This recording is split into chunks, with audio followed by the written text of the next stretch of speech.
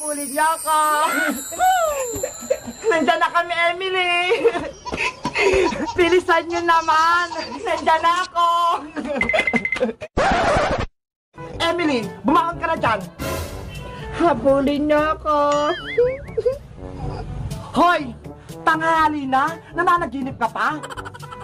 Nasaan po si Ate Princess tsaka si Ate Bebang? Naghahabulan po kami eh. What? Wala yung mga kaibigan mo rito. Pulo laro yung mga nasa isip mo. Panaginip lang po pala yun. Sana hindi na ako nagising. Tumayo ka na dyan dahil marami pa tayong gagawin. Maghanap pa tayo ng mga bote at plastic. Oh, no. Hindi pa po ako kumakain eh. Gutom na ako. Mamaya ka na kumain kapag may nakita tayo sa basurahan. Akala ko po ba marami kayong masasarap na pagkain dito, Aling Bruha? Naniwala ka naman. Gutom na po talaga ako. Sa susunod kasi, huwag kang pag-alagala sa kalsada para walang kumuha sa'yo. Ibalik na lang po ako sa may tulay. Hinuhanap na po ako ni Ate Pepang at ni Ate Princess. Hindi pwede! Dito ka lang! Oh no! Tama na iyak mo! Tumayo ka na dyan! Ito yung sako! Lagyan na ng bote! Gusto ko na po umuwi! A few moments later. Bebang, kailangan nating mahanap si Emily. Naawa ko sa kanya. Paano? Hindi naman natin alam kung nasan siya. Magtanong-tanong tayo, baka merong nakakita sa kanya. Sige, para mabilis natin siyang mahanap. Doon tayo. Hello po, nakita niyo po ba si Emily? Ito po siya oh. May nakita ko dun oh, sa bakanting lote nagpupulot ng basura. Totoo po. Tara na Bebang, puntahan na natin. Bilis! Sa wakas, makikita ko na rin si Emily. Yahoo! Ay, si Emily! Emily! Hindi ako si Emily. Hala, hindi naman siya si Emily. Ako si Ella Maganda. Nye, kamukha lang pala ni Emily. Nasaan na kaya si Emily? Miss na miss ko na siya. Huwag ka nang umiyak, Bebang. Mahanap din natin siya. Pagod na ako. Wala pa rin ako makitang pagkain. Huwag ka nga dyan mag-inarte. Wala ka pang napupulot eh. Hinang-hila na po ako, Aling Bruha. Hindi ko na po kaya. Oh no! Emily! Bebang, Princess, naririnig niyo ba yun? Oo nga no, tinatawag si Emily. Puntahan natin, baka si Emily yun. Tara! Emily, gising, missing ka na. Ano pong nangyari sa akin, Aling Bruha? Natumba ka habang namumulot ng mga basura. Kaya po pala nahilo ako. O, ito pagkain, para lumakas ka na nang makapagtrabaho ka ng maayos. Ito lang, hindi naman ako mapupusog dito eh. Yan lang meron ako eh. Kainin mo na yan, mapili ka pa.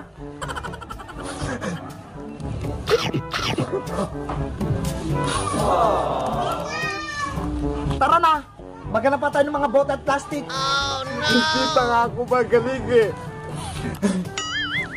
1 hour later. Bebang Iska! Ay, si Emily yun! Oo nga no! Siya yun! Kawawa naman siya, namumulot ng basura.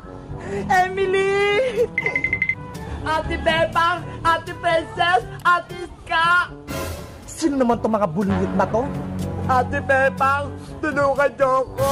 Kinuha ako ni Aling Bruha. Halika na rito, Emily. Umuwi na tayo. Sumama ka na sa amin. Ay. Hindi pwede. Dito ka lang, Emily. Ate Bebang, tulungan niyo ako. Pakawalan niyo po si Emily, Aling Bruha. Kaibigan po namin siya. Wala kayong magagawa. Akin na to si Emily. Ang tapang naman ng Bruha. Paano na yan, Bebang? Meron na palang nakakuha sa kanya. Anong gagawin natin? Dapat nabawi natin siya.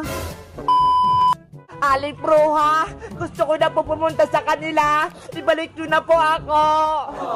Aling Bruha, ibalik niyo na po sa amin si Emily. Gusto na po namin siyang kalaro. Hindi pwede. Hindi niyo makuha saan si Emily. Ano po bang gusto niyo, Aling Bruha, para ibalik niyo sa amin si Emily? Gusto ko ng maraming bote at plastic. Kapalit itong si Emily. Ganun po ba? May kapalit? Princess, Iska, alam ko na yung gagawin natin. Maghanap tayo ng mga bote at plastic para ibigay kay Aling Bruha. Sige, marami ako naipon na bote sa bahay. Yung mga mantika ni nanay. Kukunin ko din yung mga plastic namin sa bahay. Meron doon. Sige, kukunin natin lahat. O ano, may ibibigay nyo pa yung gusto ko? Opo, kukunin lang namin, Aling Bruha.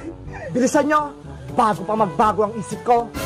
Emily, antayin mo kami dyan ha. Huwag ka mag-alala, babalik kami. Opo, Ate Pepang, Ate Princess, Ate Iska. Antay ko po kayo dito. Tara na, Bebang Princess, maghanap na tayo. A few moments later. Aling Sonia?